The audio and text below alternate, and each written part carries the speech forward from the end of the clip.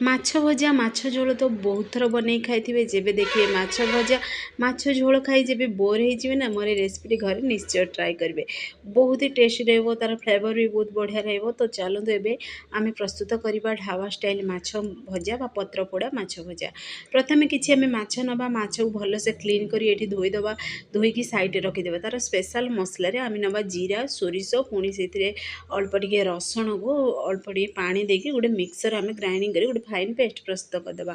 तो देखो fine paste प्रस्तुत हो सारा पर से बेसर बटा को आम से माछरे एड करदे। अल्प टिके छोट छोट कटिंग होता पियाज एड करवा, पुणी हलदी गुंड गोटे चामच एड करवा, लंका गुंड गोटे चामच एड करवा, धनिया पाउडर गोटे चामच, गरम मसला दबा गोटे चामच, गोटे फोड़ा ये लेंबू एड करवा। लेंबू जगह आपण मैंने दही भी एड करें। तो पुणी आम दबा स्वाद अनुसार लुण, जी आपण मैंने माछ नहीं से अनुसार से लुण को एड कर हाथ साहाଯ୍य आम भलसे टिके मिक्स करदे। मिक्स करी आमे आधा घंटा पर्यंत टिके आमे रेस्ट पे रखीदबा। तो फुल वीडियो को वाच करंतु पूरा ट्रिक से तो जानी पारे। जब स्किप करदेवे ना ताले जानी ही पारिबेनी केमिति बनुची, बहुत ही टेस्टी लागिवो। तो थरे बनैले आपण माने आकु बारंबार बनैबे, एते ही स्वादिष्ट लागिवो। पुणी आमे अल्प टिके सेथिरे रिफाइन तेल एड करबा। रिफाइन तेल बदल में आपण माने एठी सोरिष तेल भी एड करि परिबे। पुणी थरे ताको एबे मिक्स करदबा। तो देखिए इजिली पूरा बनई पारे। पूरा आपण माने को 15-20 मिनिट भीतर देखिए परफेक्टली रेडी करि परिबे। तो ये देखो मुझे गोटे शाल पत्र नहीं, आपण मैंने चाहिए ये खली पत्र भी नहीं पारे, कदली पत्र भी नहीं पारे। तो ये कखारू पत्र भी ये आपण मैंने नहीं पारे। तो ये चलते से माछ को से एड करदे। माछ को एड कर तार अल्प टिके बेसर मसला भी तापर दबा। पुणी थे आम से अल्प टिके पियाज एड करवा, सुखिला लंका मुझे एड कर चाहिए कंचा लंका भी एड करें। पुणी अल्प टिके से तेल एड करदे। तेल को एड करी एबे आमे पत्र को टिके फोल्ड करदबा। तो देखो यही प्रोसेस रे पत्र को फोल्ड करेंगे। तो जेमिति आपण मानकु इजी लगिवो से अनुसार आपण माने एटी पत्र रे पूरा पैकेट प्रस्तुत करि परिबे। तो एबे चलंतु सेथिरे आमे गोटे सूतारे पूरा भल से बाकु बांधी दबा, जेमिति कि पत्र जेमिति हमरो खोली न जिवो सेति प्रति टिके ध्यान देबे, ताकु भल से टिके बांधी देबे। तो एबे आमे गंठी पकई दबा सेथिरे सूता साहाय्य। तो देखो परफेक्टली पूरा बनी भी सारानी। आ गोटे भी बनी आपण मानकु देखै दोची। तो देखो यही सेम प्रोसेस रे बनईकी रेडी करदे।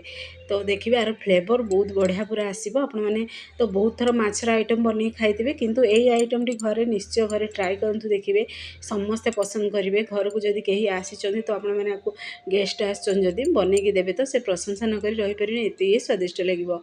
तो पुणी चलंतु गोटे आमे तावा नवा। तावारे आमे अल्प टिके रिफाइन तेल एड करबा। जी आपण मैंने तेल खाया पसंद करती से अनुसार से तेल एड करदे।